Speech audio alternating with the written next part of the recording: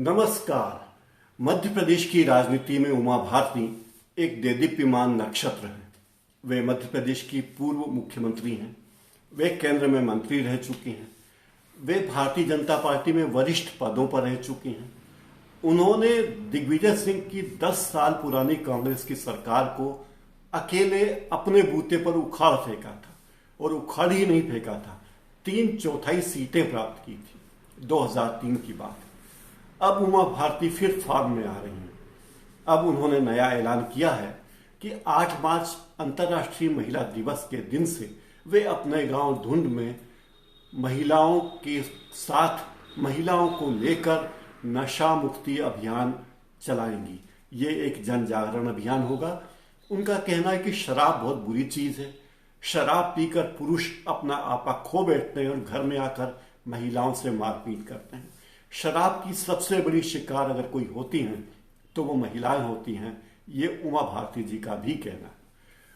इसीलिए उन्होंने योजना बनाई है कि 8 मार्च से वे एक अभियान चलाएंगी और नशे के खिलाफ जन जागरण की शुरुआत करेंगी।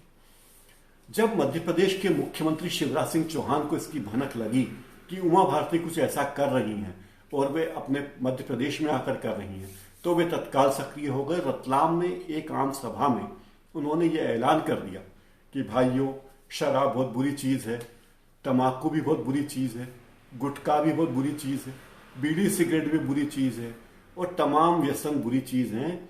इसलिए कसम खाइए कि आज के बाद आप इनका सेवन नहीं करेंगे।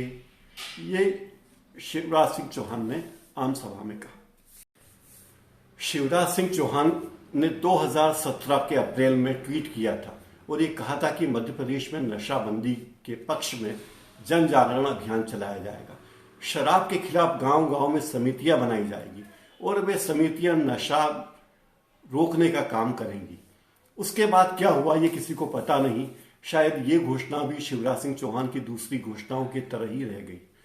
लेकिन अब क्योंकि मामला उमा भारती ने अपने हाथ में लिया है, इसलिए शिवराज सिंह बहुत सक्रिय हैं।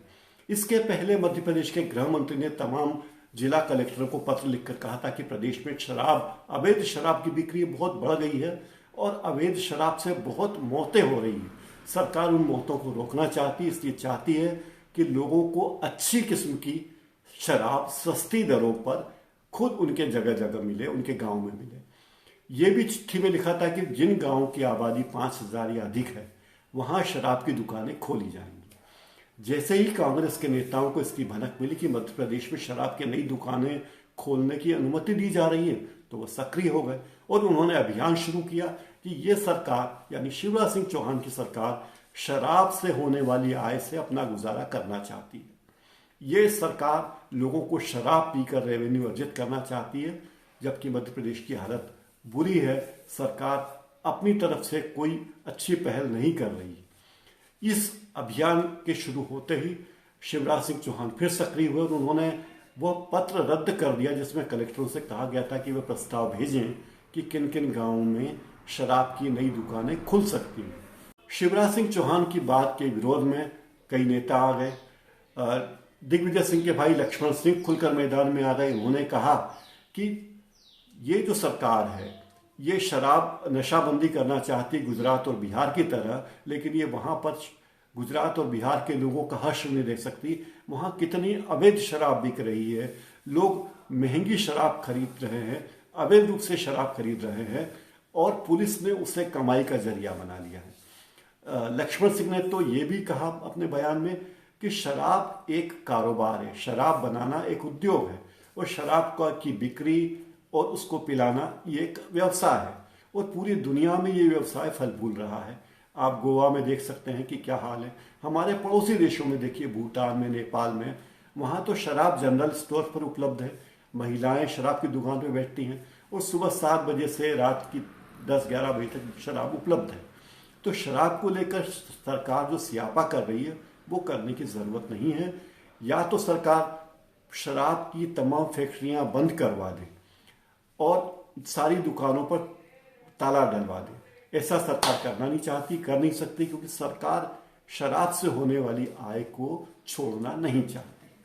तो मामला स्पष्ट है। एक तरफ शिवराज सिंह चौहान है, एक तरफ उमा भारती हैं, एक तरफ नरोत्तम मिश्रा हैं गृह मंत्री, एक तरफ लक्ष्मण सिंह हैं, और एक तरफ शराब की लॉबी है जो शराब की बिक्री करती है। जब शराब बेचने वाली लॉबी भी चाहती कि शराब की अधिक दुकानें खुले, सरकार ज़्यादा दुकानें खोले ताकि अवैध कारोबार बंद हो सके और उनकी आय बढ़े और सरकार की भी आय बढ़े। ये एक विचार है कि ऐसा होना चाहिए, लेकिन ऐसा नहीं हुआ। अभी कुछ दिनों पहले उमा भारती ने एक ट्वीट कर दिया था। उस ट्वीट में उन्होंने कहा था कि डॉक्टर सुब्रमण्यम स्वामी मेरे हीरो हैं, मेरे आदर्श हैं, और उस ट्वीट पर बहुत सारी प्रतिक्रिया हुई।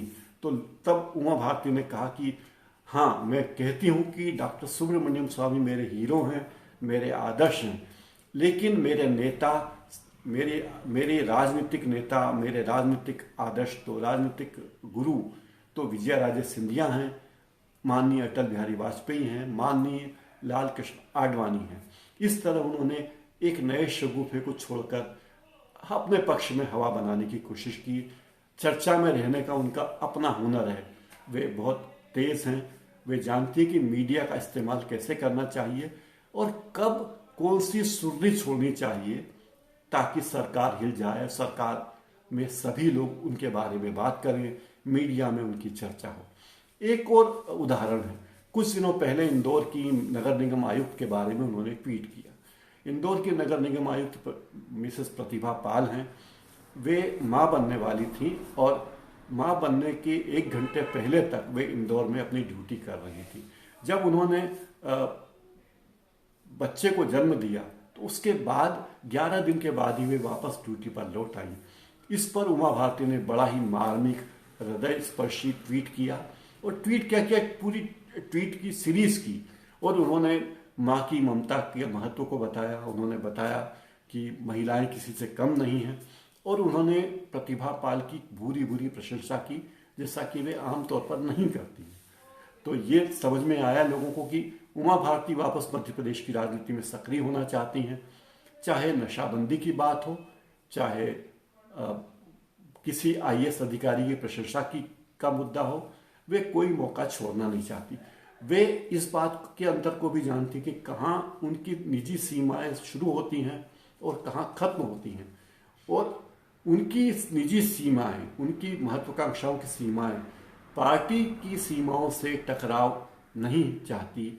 वे नहीं चाहती कि उनकी महत्वाकांक्षाओं की सीमाएं भाजपा की सीमाओं से टकराए, इसलिए वे कभी भी अपनी बात से पीछे हटने में देरी नहीं करती, और सफाई इस बुद्धिमत्ता से देती हैं कि सामने वाला कुछ नहीं बोल सकता। अब उन्होंने कहा कि क्या राजमाता सिंधिया को वे नेता मानती हैं, तो कौन उन्हें नहीं मानता भाजपा में, कौन अटल जी को नेता नहीं मानता, कौन आडवाणी को नेता नहीं मानता। तो इस बात को वे जानती हैं और वे कोई सुर्री छोड़ने का मौका नहीं छोड़ना चाहती। उमा भारती फिलहाल मध्य प्रदेश बदर हैं, वे मध्य प्रदेश की राजनीति से दूर हैं। उन्हें मध्य प्रदेश से बाहर राजनीति करने के लिए भेजा गया था। उन्हें उनकी भाजपा में वापसी ही इस शर्त के साथ हुई कि वे मध्य प्रदेश में राजनीति नहीं करेंगी। तो मध्य प्रदेश में बाहर रहती हैं और राजनीति करती हैं, लेकिन उनकी आत्मा तो मध्य प्रदेश में बसी हुई है। वे मध्य प्रदेश से कैसे दूर जा सकती हैं। उन्होंने बीजेपी से अलग होकर पार्टी भी बनाई, पार्टी में बहुत सारे लोगों के साथ उन्होंने चुनाव भी लड़ा, चुनाव में गहरी मात भी खाई। फिर उनके साथी प्रहलाद पटेल जैसे साथी वापस बीजेपी में गए और अभी केंद्र में मंत्री हैं। उमा भारती भी वापस बीजेपी में आई और उत्तर प्रदेश की झांसी से चुनाव लड़ा।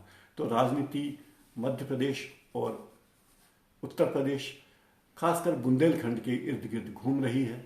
उनकी निगाहें कहीं और होती है और निशाना कहीं और। उन्हें सुर्खियों में रहने का हुनर आता है, यही कहा जा सकता है। और हमारे शिवराज सिंह चौहान मध्य प्रदेश के मुख्यमंत्री, वो तो सुर्खियों में रहने के उस्ताद हैं। उन्हें पता है कि राजनीति में कब क्या बातें कहनी चाहिए, कौन सी घोषणा कब करनी चाहिए और कब पूरी महफिल को लूट लेना चाहिए। शिवराज सिंह चौहान इसमें बहुत ही बड़े खिलाड़ी हैं। अब देखना है कि उमा भारती मध्य प्रदेश में आकर किस तरह राजनीति करती हैं, वे किस तरह अपनी राजनीति को, इस अभियान को वे राजनीतिक अभियान बनाती हैं या नहीं, या ये नशा मुक्ति, ये शराब विरोधी अभियान जो उनका है, ये एक प्रतीकात्मक आंदोलन है और पार्टी में अपना वजूद बनाए रखने, अपने महत्व पाने की उनकी कोशिश है। आज इस कार्यक्रम में इतना ही। मित्रों, ये कार्यक्रम आपको कैसा लगा कृपया मुझे कमेंट बॉक्स में ज़रूर लिखिए। मेरे चैनल को लाइक कीजिए, सब्सक्राइब कीजिए और बेल आइकन ज़रूर दबाइए ताकि मेरे कार्यक्रमों के नोटिफिकेशन आपको मिलते रहें। बहुत बहुत धन्यवाद। नमस्कार।